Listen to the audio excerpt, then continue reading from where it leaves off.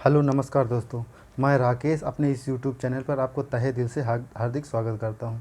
मैं आज आपको बताऊंगा अपनी रणनीति जो मैंने 2021 जीडी एसएससी जीडी का पेपर दिया था।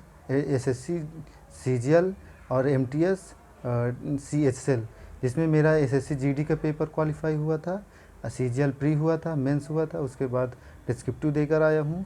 अब तो आखिर में एमटीएस में भी हो गया है। मैं कौन सी बुक फॉलो करता था ये बताऊंगा। अगर आप भी यही रणनीति अपनाएंगे तो हो सकता है आप भी अच्छे नंबर से पास हों और आपको ड्रीम जॉब तक पहुंच जाएं। ठीक, तो चलिए देखिए, एसएससी जीडी की बात करें तो एसएससी जीडी में 4 सेक्शन होते हैं। एक मैथ होता है, रीजनिंग होता है, जीएस होता है, हिंदी या इंग्लिश। आज इसमें से जो करना हो कर सकते हैं। इसमें एक ऐसी अपॉर्चुनिटी होती है उन लोगों को जो हिंदी मीडियम के होते हैं, वो भी फॉर्म अप्लाई कर सकते हैं। इंग्लिश वाले तो करते ही हैं। तो मैं सबसे पहले जीएस से स्टार्ट करता हूँ। देखिए, जीएस में है, पहले करंट अफेयर की बात करेंगे। करंट अफेयर के लिए आपको कौन सी बुक फॉलो करना है? मैं हमेशा स्पीडी, देखिए स्पीडी है और एक इडुट्रिया की बुक है। देखिए, मैं ये दोनों बुक फॉलो करता था। इन दोनों बुक में क्या difference between in these books, what different? Actually इसमें क्या है, इडुट्रिया जो है, इडुट्रिया एक यूट्यूब चैनल है। ये बिहार का यूट्यूब चैनल है। इसमें प्रवीण सर पढ़ाते हैं। तो वहीं से पटना से ही प्रकाशित होती है। इस बुक की खासियत ये है कि इसमें जो भी मतलब कंटेंट लिखा हो गया है, टॉपिक है, वो एकदम डिटेल में लिखा गया है। बट लेकिन स्पीडी में ऐसा कुछ देखने को नहीं मिलता है, क्योंकि उसमें वन लाइनर क्वेश्चन रहते हैं। वन लाइनर में अगर क्वेश्चन आपको एग्जाम में फंस रहा है तो आप कर लेंगे, और अन्यथा आप अंदर से पूछ लिए तो आप फंस जाएंगे। तो मेरा मानना ये है कि आप अगर इडुट्रिया अपनाएंगे, इडुट्रिया के लिए आपको डिटेल में पढ़ेंगे, अपनाएंगे, तो ऐसा है कि नहीं कि आपका पेपर में क्वेश्चन ना फंसे। तो मेरा सबसे पहले प्रेफर इडुट्रिया का ही रहता। मैं इडुट्रिया से पढ़ के गया था, इसमें स्कोर अच्छा हुआ था जीडी में। फिर इसके बात करेंगे जीके के लिए क्या करना है। जीके के लिए आप जैसे कोई नया टॉपिक है, आपने उठाया उसको, उसमें आपको प्रॉब्लम होगी बुक से पढ़ने के लिए, उसके लिए आप किसी भी टीचर से पढ़ सकते हैं। जैसे हिस्ट्री के लिए मैं हमेशा प्रवीण सर से ही पढ़ता था, इडुट्रिया। और जियोग्राफी के लिए आलोक विथ टारगेट यूट्यूब चैनल है, वहाँ से वो सर जो पढ़ाते एकदम डिटेल में पढ़ाते हैं। आपका पेपर जो क्वेश्चन आएगा उनसे बाहर नहीं जाएगा। तो आप अगर वहाँ से करेंगे, वहाँ से करने के बाद आप लूसेंट उठाइए। लूसेंट, ये देखिए, लूसेंट उठाइए।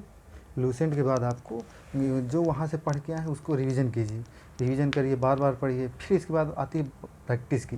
प्रैक्टिस के लिए हमेशा मैं किरण को प्रेफर करूँगा। किरण एक ऐसी बुक है जिसमें सारे एसएससी के 2019 से लेकर अब तक जितने भी पेपर हुए हैं उनका एक जगह कंपाइलेशन है। आप वहाँ से करिए और आपका जीएस में अच्छा स्कोर हो जाएगा।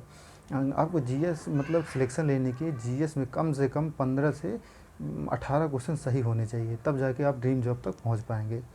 ठीक, तो जीएस की बात यहीं ख़त्म करते हैं। इसके बाद हम बात करेंगे मैथ की। देखिए, मैथ हो गया, रीजनिंग हो गया, इंग्लिश हो गया, ये जो है टॉपिक जो है, ये सब्जेक्ट जो हाई स्कोरिंग होते हैं, यही यही ऐसे सब्जेक्ट जो हमको सिलेक्शन तक ले जाते हैं।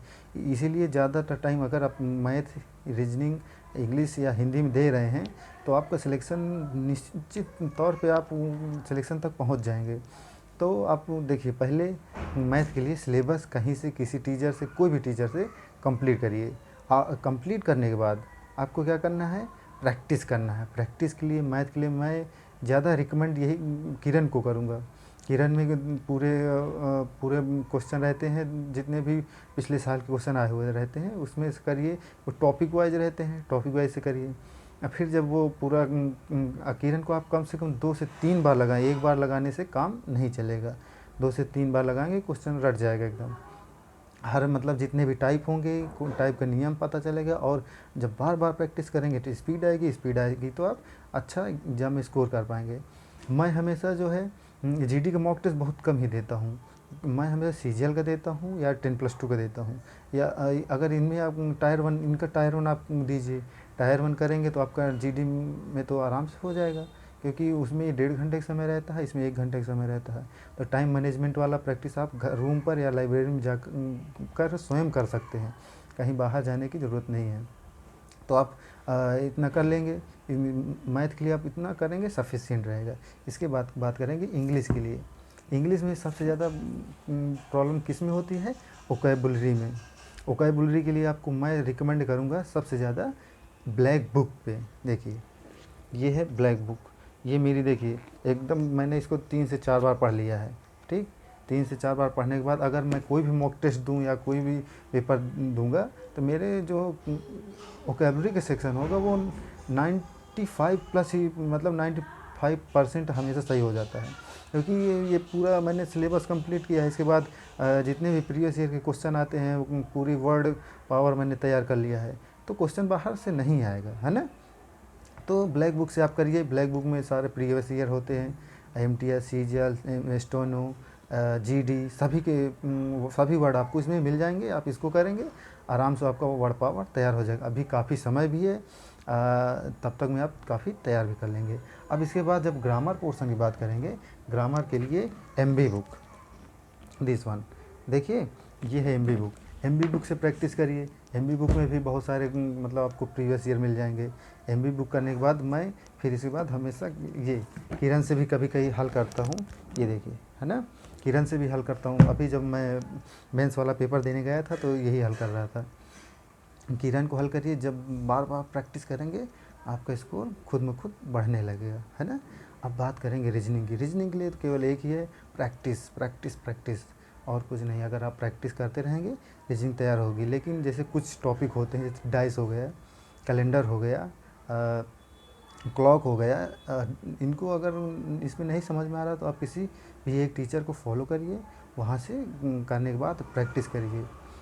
अब फिर हिंदी के लिए, हिंदी में क्या है, आपको एक आदित्य प्रकाशन की बुक आती है, आपको लोगों को पता होगा। आदित्य प्रकाशन में सिलेबस देखिए, सिलेबस में टॉपिक देखिए, आदित्य प्रकाशन में सारे टॉपिक दिए गए हैं, आप करिए और अच्छा स्कोर होगा। देखिए इतना करने के बाद आपको, मेरा मानना ये है कि आपको डेली 2 से 1 या 2 मॉक टेस्ट ज़रूर देना है।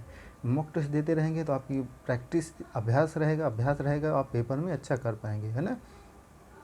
तो आपको मॉक टेस्ट डेली देना है। आप सीजीएल का भी दीजिए, एमटीएस का भी दीजिए, जीडी का भी दीजिए और 10+2 का भी दीजिए, तब जाके अच्छा स्कोर होता है।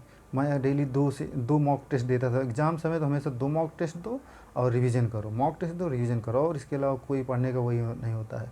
मैं हमेशा ये ऐसे 2 मॉक टेस्ट देता रहता हूँ, तब जाके दिया हूँ। पिछले साल से मेरी तैयारी थोड़ा अच्छी मजबूत लय में दिख रही है, क्योंकि पिछले साल जब मैं एसएससी जीडी के पेपर दिसंबर में दिया था, तब से थोड़ा कॉन्फिडेंस आ गया है। कॉन्फिडेंस आने की वजह से पेपर भी हिट होते जा रहे हैं। अभी दिल्ली पुलिस का दे के आया हूँ, उसमें भी अच्छा स्कोर होगा, शायद में भी इसमें भी सिलेक्शन हो जाए, है ना। तो मेरी रणनीति यही रहती है कि मैं प्रैक्टिस पे ज़्यादा निर्भर करता हूँ। प्रैक्टिस आपको कहाँ से करना है, पिछले साल के सारे क्वेश्चन एक जगह उठाइए और करते चले जाइए। मैं तो मैथ में आप लोगों को बता दें, ये देखिए गगन सर की है, ये बुक लगाता हूँ, है ना।